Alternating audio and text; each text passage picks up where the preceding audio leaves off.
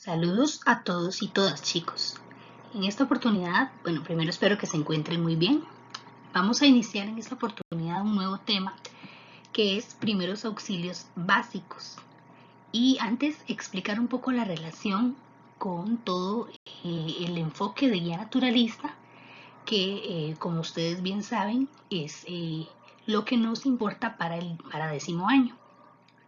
Acabamos recién de finalizar un tema que es turismo de alto riesgo y turismo de aventura, ¿verdad? Entonces, en cualquiera de estas actividades, ya sea de turismo de alto riesgo, como se practica en otros países, o, dado el caso de Costa Rica, turismo de aventura, siempre existe algún riesgo de que se presente una emergencia médica o alguna situación de accidente de trauma. Entonces, vamos a ir explicando paso por paso cuáles son las diferencias que se considera como primeros auxilios básicos y vamos a ir poco a poco avanzando en los protocolos de primeros auxilios, ¿verdad? Es un tema un poquito extenso. Para esta primera clase vamos a ver los conceptos generales.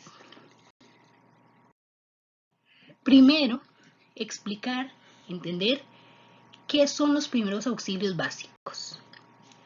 Como la palabra, como la definición lo dice, son procedimientos y técnicas inmediatos que se practican, que se brindan a una persona víctima, a una persona o a un grupo de personas que hayan sido víctimas de un accidente o de una emergencia médica. Ahorita vamos a ver cuál es la diferencia entre esos dos. Que se presente de forma repentina. Algo importante es puntualizar que estos primeros auxilios básicos se practican en el lugar de la escena, o sea, en el lugar donde se presenta la emergencia, ¿verdad? No hay un traslado de una persona víctima hacia un lugar de atención médica, sino que se practican en ese mismo lugar. Estos primeros auxilios básicos van a anteceder a procedimientos más complejos, procedimientos más exhaustivos, que estos sí ya se practican, por ejemplo, en una clínica o en un hospital, que son lugares especializados para ello. Existen dos principales causas de una emergencia. La primera sería un accidente, ¿verdad? Que el accidente se puede definir como una pérdida brusca del equilibrio del organismo, de la funcionalidad del organismo, que se puede dar en cualquier circunstancia, en cualquier momento, ¿verdad? De forma inesperada. Por ejemplo, como ven ahí en las figuras, qué sé yo, un incendio, un accidente de tránsito, una caída. Cuando se presenta un accidente, a este tipo de pacientes les vamos a llamar pacientes de trauma, porque fue una situación, un evento de trauma, ¿verdad? Entonces, esa es la forma en la que se define este tipo de pacientes.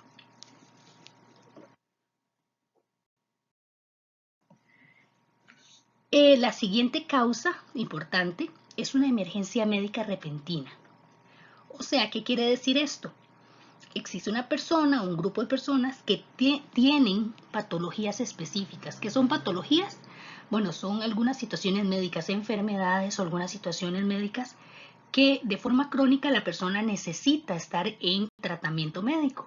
Entonces, en determinado momento, hay una emergencia médica causada por esta patología y a eso llamamos emergencia médica repentina.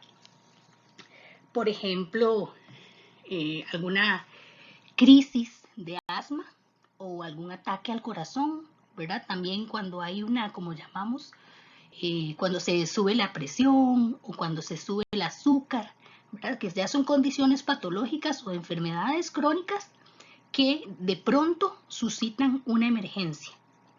A este tipo de paciente o pacientes los conocemos como pacientes médicos.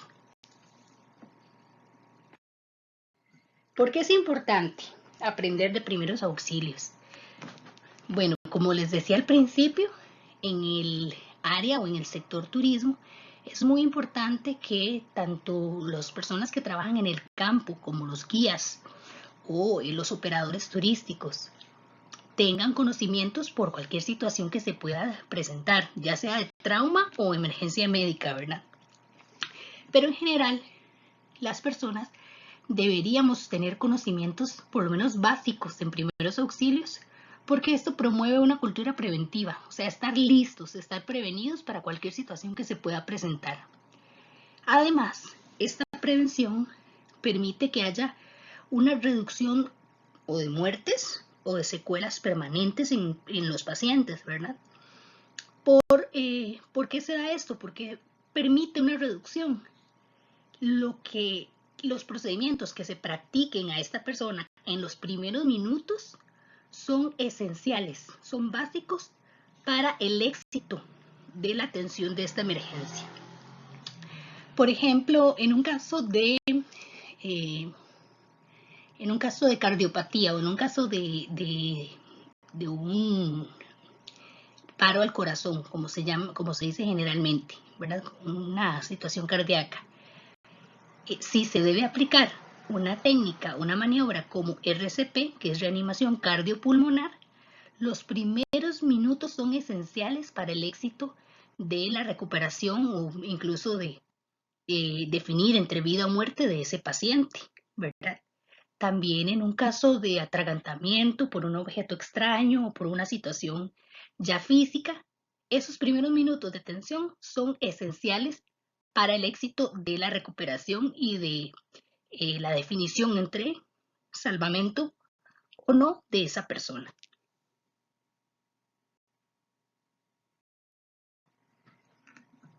Bien, ¿cómo se atiende una emergencia?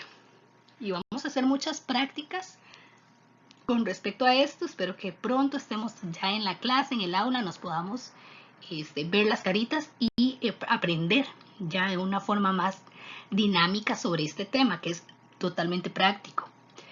Pero por el momento vamos a ver algunos conceptos. Entonces, ¿cuáles son los primeros pasos o los pasos importantes para la atención básica de los primeros auxilios? Primero, vamos poco a poco. Hay que hacer una valoración de la escena. ¿Qué significa esto? Es importante, chicos, que nos quede claro que en una atención de primeros auxilios debemos protegernos primero a nosotros mismos, ¿verdad? La prioridad aquí somos nosotros, primero. Aunque pareciera extraño decirlo porque podríamos pensar que la prioridad es atender al paciente y poder saldar la situación, ¿verdad? Poder atender de forma más rápida y más expedita a esa persona que está en peligro. Pero primero debemos proteger nuestra integridad física. Segundo, de nuestros compañeros, ¿verdad? Como es el caso de los equipos de atención, paramédicos, Cruz Roja. Entonces, primero mi seguridad. Segundo, la seguridad de mis compañeros. En tercer punto, la seguridad del paciente. Y cuarto y quinto punto, testigos o personas curiosas que estén cerca de la escena. ¿Cómo se hace para asegurar una escena? Siempre vamos a estar en una escena de emergencia y hay elementos del ambiente que se nos pueden escapar, que podemos no estar considerando para atender esa situación. Entonces, es importante tomarse rápidamente unos minutos, máximo 3 minutos, 4 minutos, y valorar con observación detenida la escena. Realizar una apreciación mental, como dice acá, de los factores que puedan estar relacionados con el incidente. ¿Para qué nos ayuda esto? Para decidir y actuar justamente en bien de la situación. Algunas preguntas que nos podemos hacer para valorar esta situación o esta escena son, por ejemplo, ¿qué pasó? ¿Cuál es el estado actual de la situación? ¿Qué pasó acá? ¿Qué podría pasar? ¿Cuál es el potencial de esa situación, de esa emergencia? ¿Y qué puedo hacer y cómo puedo controlarlo? ¿Qué recursos necesito y qué operaciones necesito ejecutar para controlar esa situación? Pensemos en el ejemplo de un incendio. Llegamos al lugar, ¿verdad? Bueno, en el caso de una persona más preparada, ¿verdad? Como por ejemplo un bombero, un paramédico, llega al lugar y debe analizar si hay cortocircuitos, si hay cables eléctricos sueltos, si hay sustancias, si existe visibilidad de sustancias químicas, si existen personas armadas, ¿verdad? Que puedan estar relacionadas inclusive con el incidente. En el caso de una persona que sufre un ataque cardíaco, si hay elementos, sillas, mesas, ¿verdad? Elementos alrededor que puedan estar generando algún peligro adicional en el momento en que vamos a atender esa emergencia. Y para poder controlar la escena, también debemos controlar esas posibles amenazas. Pongamos también otro ejemplo. En el caso de un accidente de tránsito, si, por ejemplo, el auto, bicicleta, motocicleta, lo que sea, el vehículo está en el medio de la carretera, ese auto debe ser primero movido hacia un lugar seguro porque podrían existir riesgos adicionales, por ejemplo, como el tránsito, ¿verdad? Que pueda afectar la valoración y la atención correcta de esa emergencia. Entonces, es importante valorar la escena primero rápidamente, tomar decisiones y poder minimizar los riesgos antes de atender al paciente. Recuerden, primero, la prioridad soy yo. Segundo, mis compañeros. Tercero, el paciente. Cuarto y quinto, los testigos o curiosos que están por ahí rondando en la escena. Siempre en valoración de la escena, que es el punto número 1. Recordad, ¿verdad? Nuevamente la seguridad es primero protegernos. Por eso se los puse ahí subrayado en verde. Protegernos y proteger a los que están a nuestro alrededor.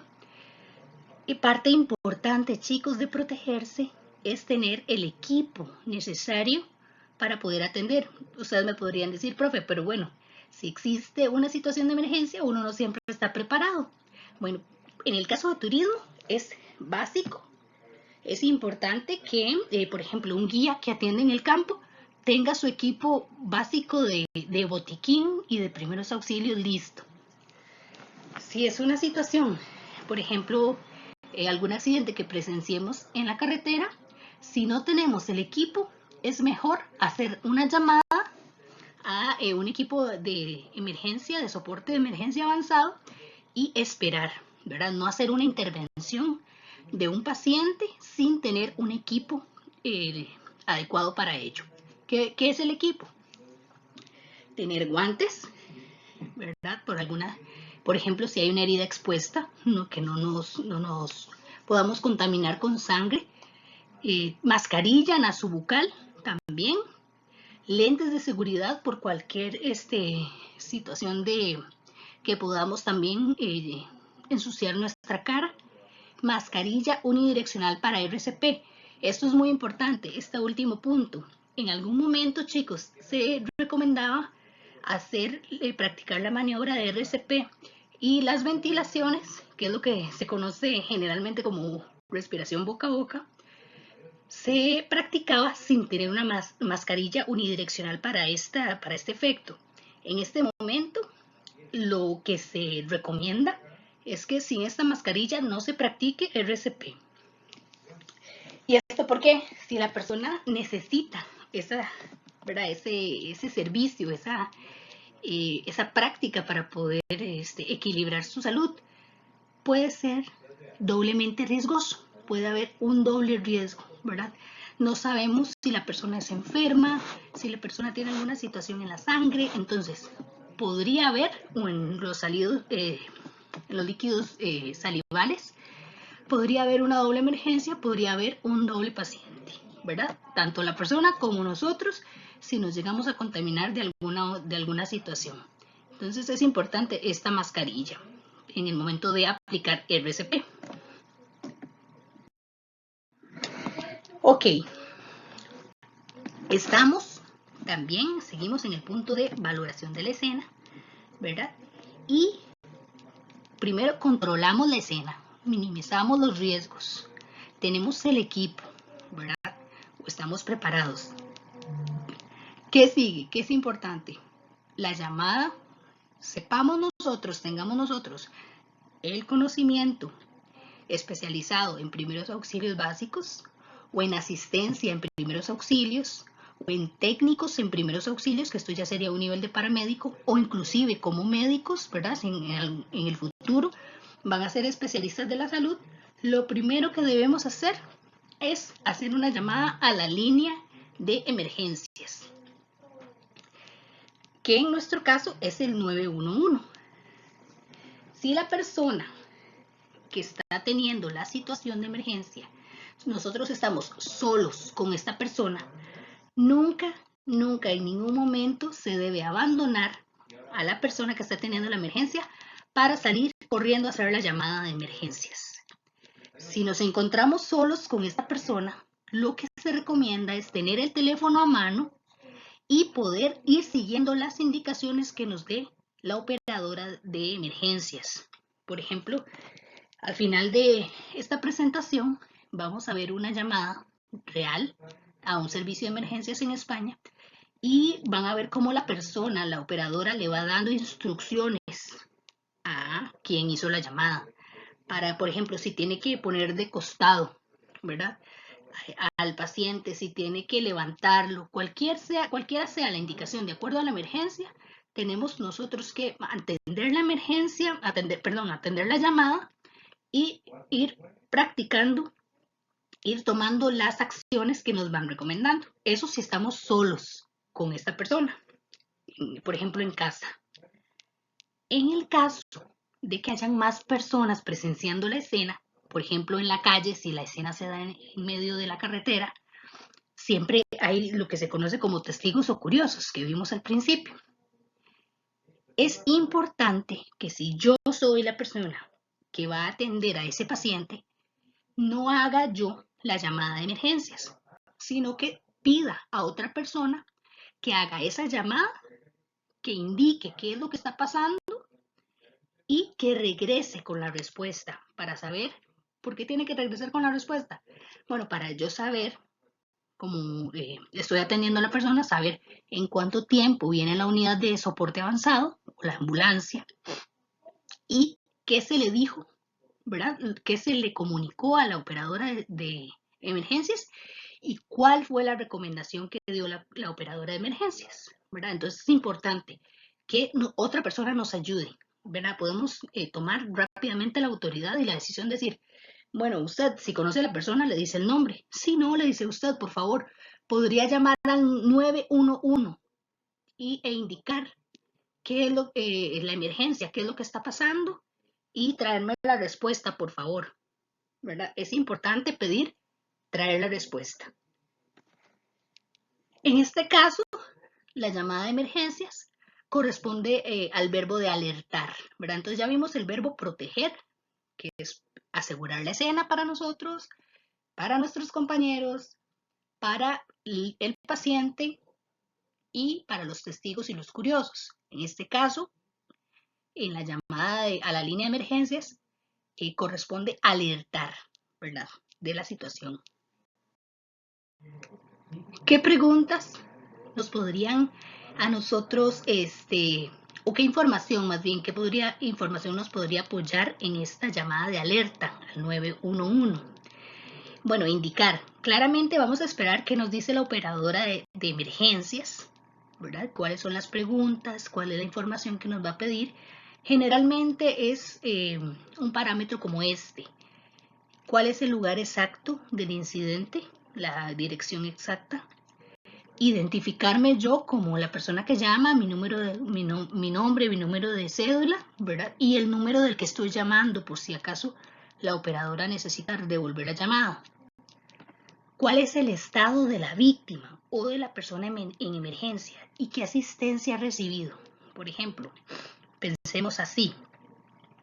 Si es una persona que está sufriendo un paro cardiorrespiratorio, si ya se le aplicó ventilación, si ya se le hizo toma de los signos vitales, bueno, todas esas cositas que vamos a ir viendo poco a poco en orden. ¿Cuál es la asistencia que ha recibido esa persona? ¿Cuál es el estado de la persona? Describir lo ocurrido, ¿verdad? No en este punto de describir lo ocurrido es principalmente, se refiere a qué fue lo que sucedió. Por ejemplo, si fue un ataque inesperado o fue alguna situación de conflicto la que llevó a la persona a tener un episodio cardíaco. En fin, lo que haya ocurrido, eso es lo que se va a describir en este punto. Y finalmente, el número de personas heridas o que están teniendo una situación de emergencia por enfermedad, ¿verdad? Básicamente, aunque como les dije, vamos a ir también respondiendo a la información que nos va pidiendo la operadora de emergencias.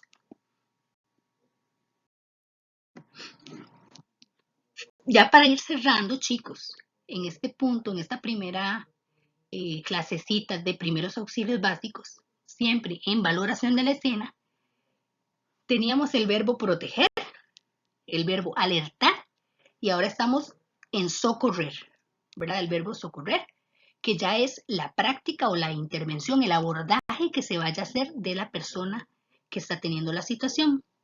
Cuando vayamos a practicar en primeros auxilios con una persona, no podemos en ningún momento abandonar a esa persona, dejarla sin atención hasta que llegue la atención especializada, hasta que llegue un médico con licencia de médico registrada, hasta que llegue la unidad de soporte avanzado o ambulancia que se haya solicitado.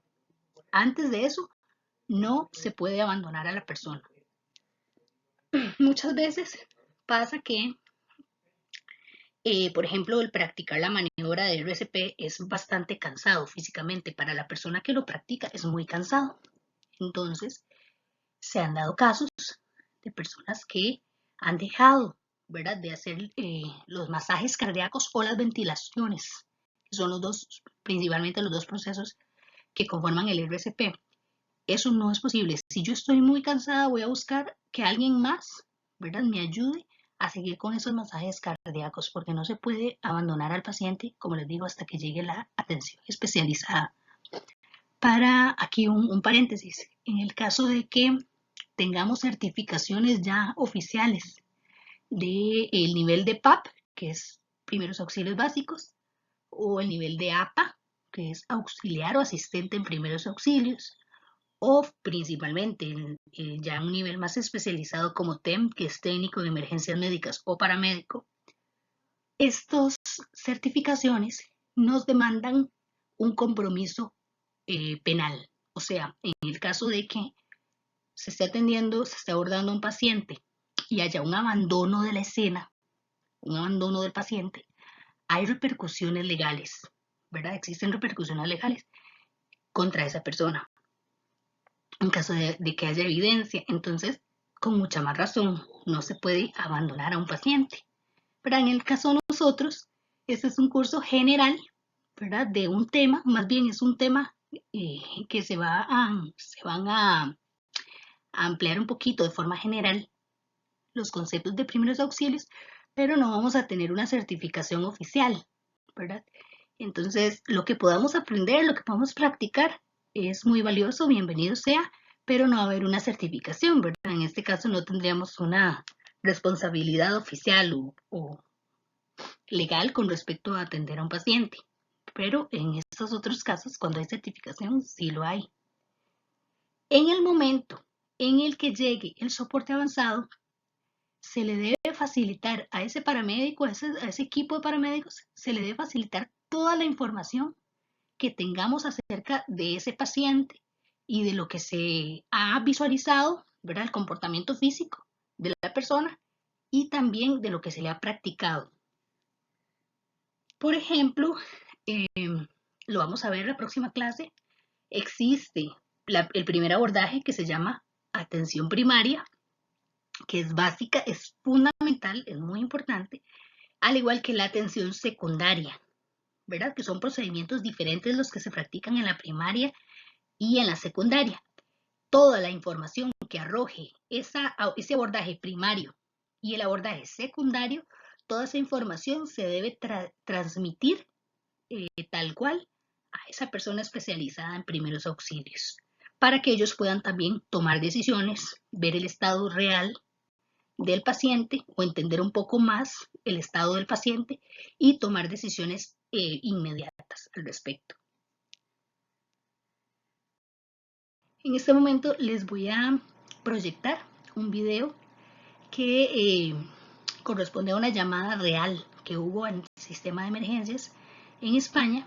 Si no lo pueden visualizar en la presentación, igual el link del video está en el aula virtual, ahí se los voy a dejar para que ustedes lo puedan revisar. Y pongan bastante atención en la forma del protocolo de atención de la emergencia y también en los conceptos que hemos visto en este momento.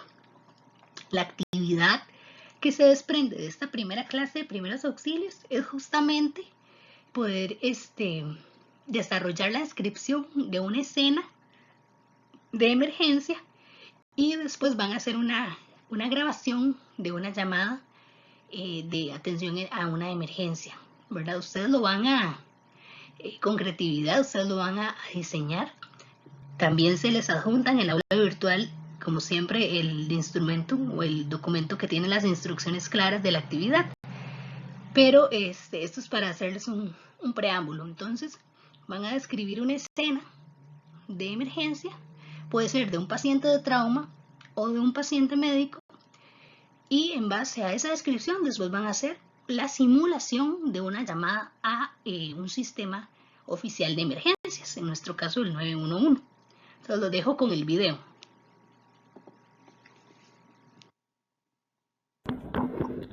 ¿Creéis que respira?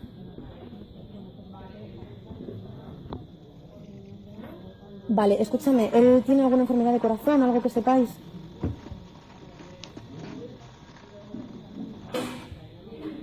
Vale, os parece que ha hecho gestos de respirar, ¿eh? Os parece que ha hecho intentos de respirar. Pero no crees seguro que esté respirando de continuo. Pues escúchame, tienes que acercarte porque lo que me cuentas puede ser una parada cardíaca y estar viendo tú el gasping. Esos intentos de respirar que no son eficaces. Si creéis que no respira con normalidad, alguien tiene que empezar el masaje al corazón. ¿Creéis que tiene pulso? ¿Estás segura? Es que es importante que lo sepas distinguir. Necesito que me digas si respira continuamente.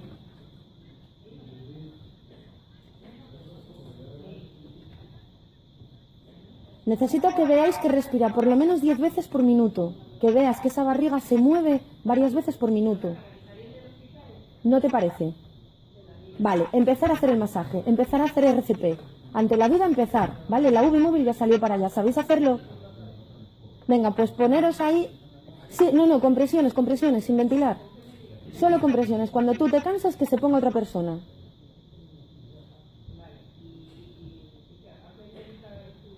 Oye, llama por favor a 8, que es una parada. Que ya están avisados desde hace un rato, pero no llame yo al médico, no pude. Son 75. ¿Y es cardiópata? Cardiópata. Y que lo ven en el suelo desmayado, creen que no respira, creen una auxiliar que no respira. Me colgaron. Hola, Alfa 8, buenas. Mira, soy Rocío, están dando indicaciones de receta telefónica. Es un señor de 75 años. Recuperarme la llamada, porfa, que perdí la llamada. En la Cervera. Sí, están dando Marta indicaciones. Estaban ahora que sí respiraba, pero les parece que es gasping. Va a empezar ella ahora a dar RCP. Vale, venga. Hola, solo es para estar con vosotros hasta que llegue la ambulancia. Sí, vale, ¿estáis en ello? ¿Estáis haciendo el masaje? Venga, gracias, hasta luego. Perfecto. Tú estate pendiente cuando alguien se canse que se ponga otra persona, que no pare. No tenéis ni idea de cuánto tiempo lleva así, ¿eh? No te preocupes. Ya lo sé, cariño, sí lo sé, pero salieron en el primer momento que entró la llamada al 112, la ambulancia ya salió para allá. Vale, la UBI móvil no puede tardar mucho. ¿Sabéis cuánto tiempo llevaba así? ¿Sabéis cuánto tiempo podía llevar así? Ni idea, ¿eh? ¿Y la vecina ya lo encontró desmayado o se le desmayó delante? Eso no lo sabéis. Por calcular un poquitín el tiempo de parada. Que no te preocupes, que no soy yo la que va, de verdad, que los que van ya están en la ambulancia. Bueno, pues nada. Tú simplemente estate pendiente de que sigan haciendo ese masaje, de que no se pare en ningún momento, ¿vale? Que cuando alguien se canse, que empiece otra persona. Entre 100 y 120 por minuto, Hay que seguir sin parar.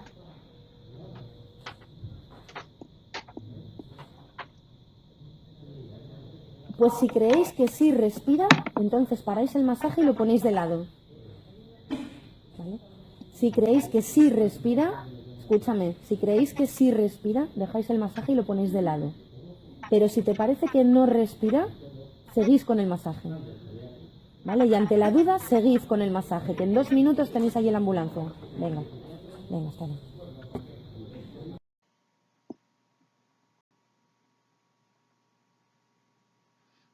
Ok, esta era la llamada entonces. En el caso de la actividad o para efectos de la actividad, lo que ustedes van a hacer es no, no replicar el rol de la operadora de emergencias, sino el rol de la persona que llama y da la información de lo que está ocurriendo, ¿verdad? De la persona que hace la llamada de emergencias. Ok, entonces chicos, les voy a dejar por acá y la información o las instrucciones de la actividad, como les dije, se las se las comparto en el aula virtual. Esta es la primera clase. Espero que haya sido amena, que hayan entendido bien los conceptos y cualquier consulta, como siempre, estoy para servirles.